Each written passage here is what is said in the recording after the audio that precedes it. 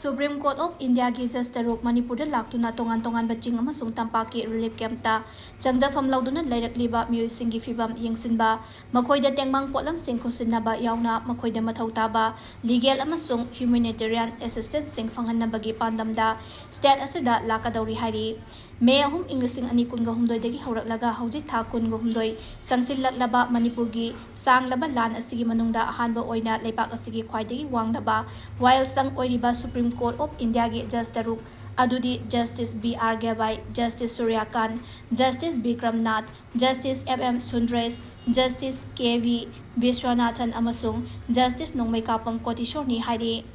Court asigi Judge Taruk ki team asi masida yauriba National Legal Services Authority NALSA gi Executive Chairman su oiriba Justice B.R. Gabai na lusinglakani hari Supreme Court ki Judge Taruk na Manipurda hakthengna chatnana ba thaurang toropaga mari leinana phongdorakpa wafam singgi manungda haujik Manipurda thorokliba lan asina sokhallaba furup singgi Meeoi singda legal amasung humanitarian ki mateng sing piba mathau tare haibadu mayek sekna taklabani hari